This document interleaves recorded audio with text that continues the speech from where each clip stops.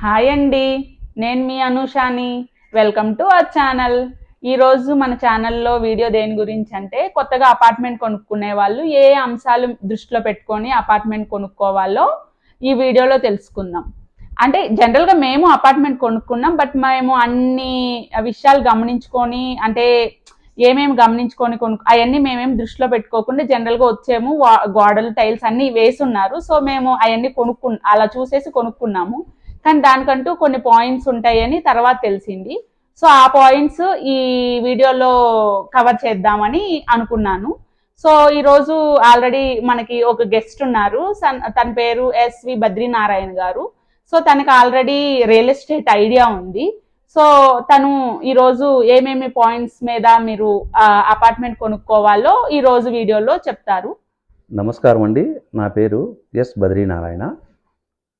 మేము ఆంధ్ర నుంచి వచ్చి బెంగళూరులో సెటిల్ అయినాము. బెంగళూరులో చాలామంది ఇప్పుడున్న పరిస్థితిలో అందరూ అపార్ట్మెంట్స్కే వెళ్తున్నారు. ఎందుకంటే సిటీ సెంటర్లో ఎక్కడ మీ ఖాళీ స్థలాలు దొరకవు కనుక అపార్ట్మెంట్స్కి వెళ్తున్నారు. కనుక మీరు అపార్ట్మెంట్స్ తీసుకోవాలి అనుకుంటే చిన్న చిన్న అన్నీ ఉన్నాయా లేదా అని కనుక్కోవడానికి ఫస్ట్ మీరు పేపర్ తీసుకొని లీగల్గా కనీసం ఒకరు లేక ఇద్దరు, మినిమం ఇద్దరు లాయర్ల దగ్గర లీగల్గా మీకు కరెక్ట్గా ఉన్నాయి పేపర్లు చూసుకోండి.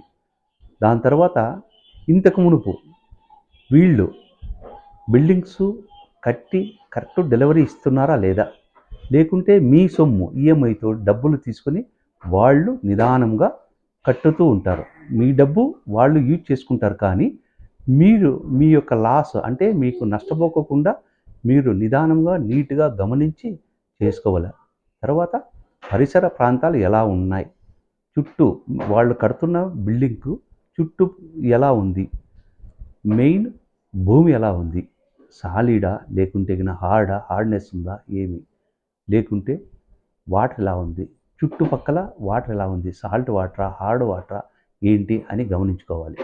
తర్వాత ఈ బిల్డరు అంటే మీరు తీసుకోవాల్సిన అనుకున్న బిల్డరు సరైన టైంకు ఇస్తాడా లేదా, వాడుతున్న మెటీరియల్ ఏమేమి వాడుతున్నాడు, తర్వాత సరైన సిమెంటు, ఇసుక, తర్వాత కమ్మీలు ప్రతిదీ కరెక్ట్గా ఉందా లేదా.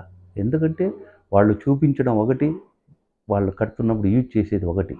అలా మోసపోకుండా మీరు నిదానంగా నీట్గా అందరూ చూసి తీసుకోండి. అంతేగాని ఎవరో పెద్ద పెద్ద బిల్డర్లని డబ్బు మీరు అడ్వాన్స్ ఇచ్చేసి ఈఎంఐలు కట్టి నష్టపోకుండా నిదానంగా నీట్గా ఉన్నవి మాత్రమే తీసుకోండి. ఇది నా యొక్క సలహా. ఇంకా ముందుకు ఏదైనా వస్తే తప్పకుండా నేను చెప్పగలవాలను. నమస్కారం. ఇదండి సంగతి. మీకు సమ్ బేసిక్ పాయింట్స్ అర్థమైనాయి కదా, ఒక అపార్ట్మెంట్ పర్చేస్ చేసుకునేటప్పుడు ఏమేమి మనం దృష్టిలో పెట్టుకొని కొనుక్కోవాలో. ఈ వీడియో కానీ మీకు నచ్చినట్లయితే లైక్, షేర్, సబ్స్క్రైబ్ చేయండి.